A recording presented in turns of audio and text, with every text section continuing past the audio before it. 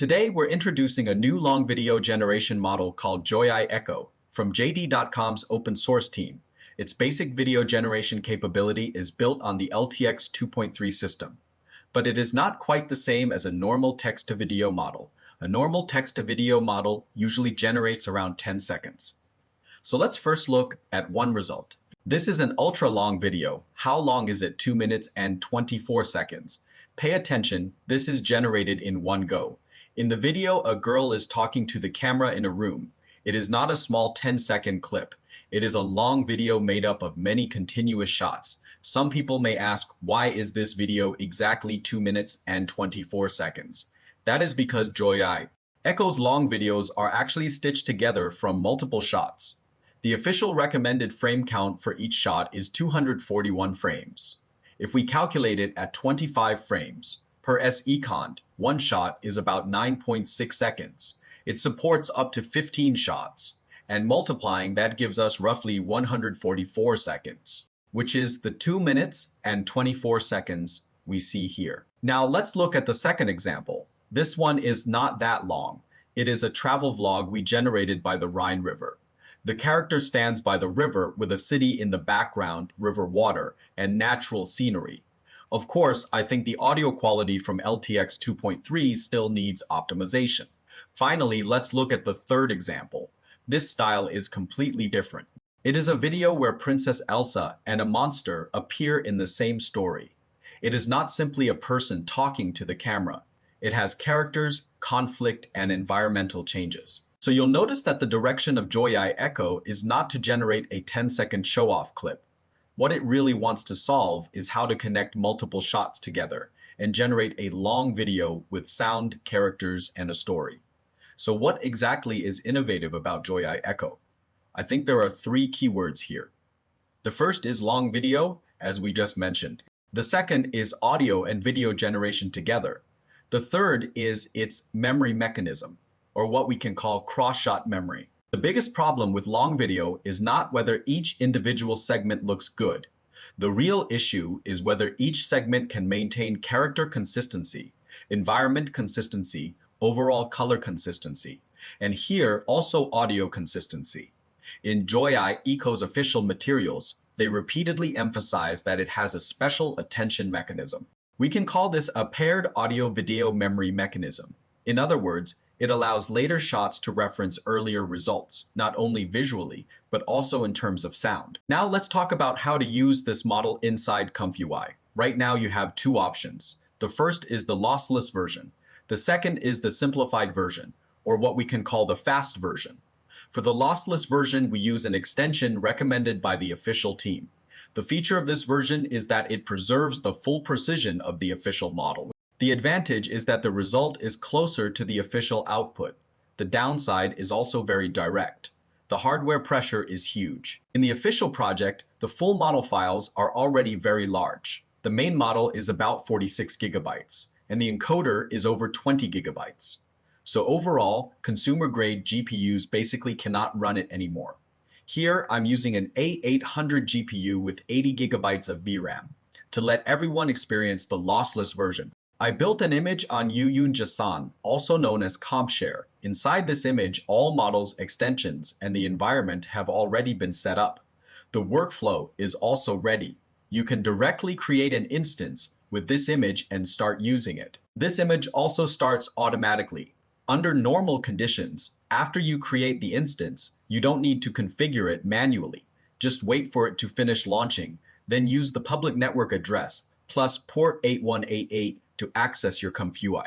In June, JSON has a 20% off promotion, so you can keep an eye on that. The second route is the simplified version or the fast version. It uses a completely different extension. This version is more suitable for consumer-grade GPUs because it supports quantized models and GGUF models. The file sizes are much smaller and the VM pressure is much lower, but you should know that quantization is not free. What it sacrifices is generation quality and stability, especially audio quality. Let's first look at the lossless workflow. I think there are 2 workflows you need to understand here. The first is a basic workflow, and its structure is very simple. At the front, there is a JoyAI-Echo model loader, which is used to load the main model. Then we load the Gemma -3 -12b text encoder. In this image, I have already configured the paths. Pay attention here. What you need to provide are the absolute paths. So after downloading the model, you can place it anywhere. Next is the text encoder. This node is very important. It does not ask you to write a normal prompt sentence. What you give it is a JSON. Inside this JSON, there is a prompts array. Each item in the array is the prompt for one shot. Below that is the JoyAI-Echo generate node. This node is mainly responsible for actually generating the video segments. Pay attention to a few parameters. The first is num frames. This is not the total frame count. It is the frame count for each shot. Another parameter is resolution.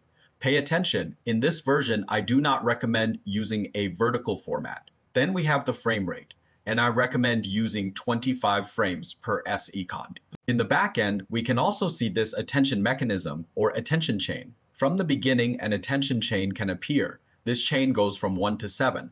So if you want to maintain character consistency or audio consistency with minimal deviation, I recommend keeping the shot count within 8. The Rhine River Beauty video and the video of the girl talking in the room were both generated with this workflow. So what is this workflow suitable for? If you already have a complete prompt and you have already planned every segment and you just want to generate the whole thing at once, then this workflow is the simplest option. The lossless version also has another very useful workflow called shot-by-shot generation. This one looks much more complicated, but the logic is easier to understand. It still starts by loading the model.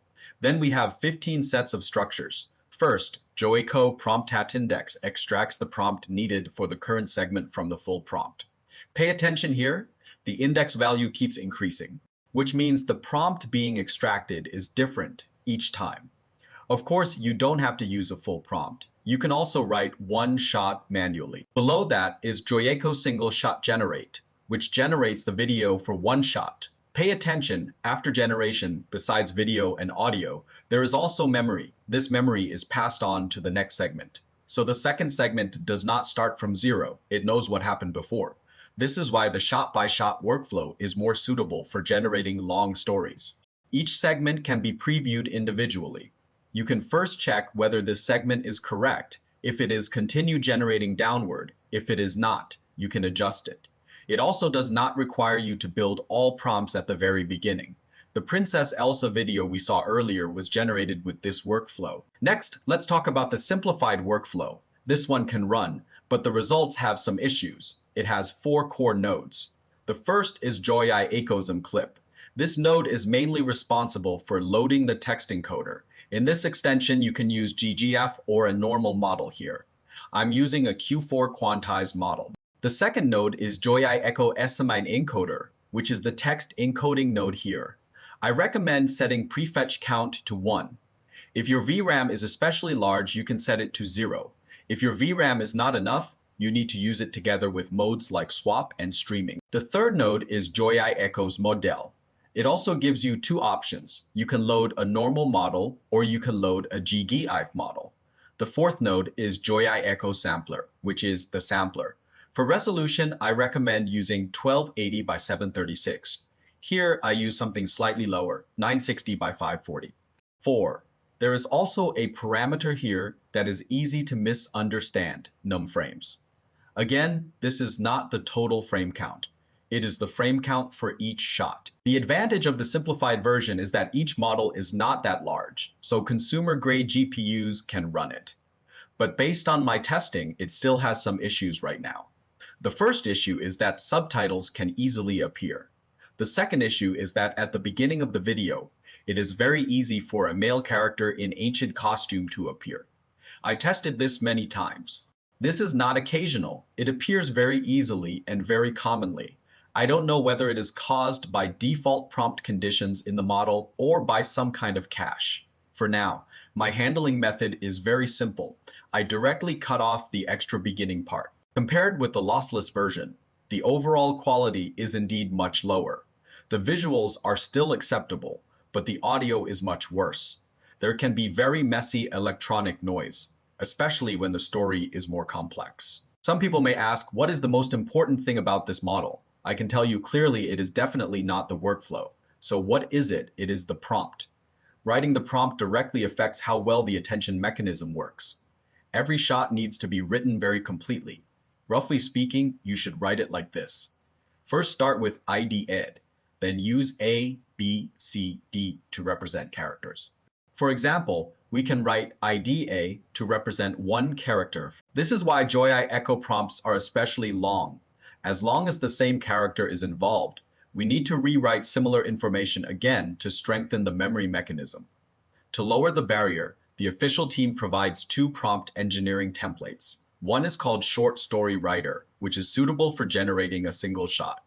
The second is called Long Story Writer, which is suitable for generating long videos. By default, it generates 15 shots. We can put this into a large model and let the model generate the prompt for us.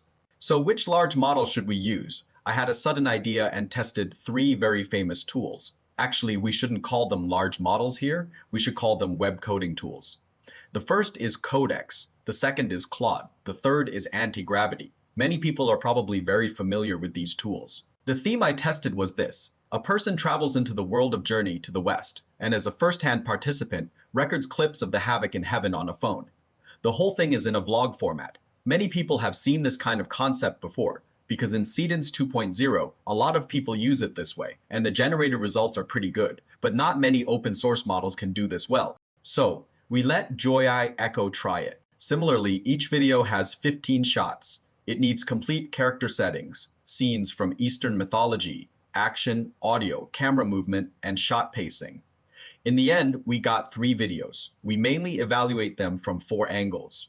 The first is Eastern aesthetics. Can it write things like the heavenly palace, sea of clouds, immortal palaces, and the peach garden with a Chinese mythological feeling? The second is whether key characters appear, such as Sunday Wukong, the heavenly court, and immortals. The third is whether the key characters' features are accurate. The fourth is whether the vlog perspective works. My conclusion is that Claude and Codex are both pretty good overall. Claude performs very well when describing the sky. Codex is a bit more stable in structure and shot control, but both of them share one common problem. The performance of Sunday Wukong, the key character, is not especially accurate. Finally, let's talk about my recommendation.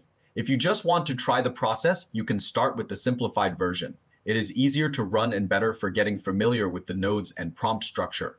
If you want to make something closer to a product-ready result, I recommend using the lossless version.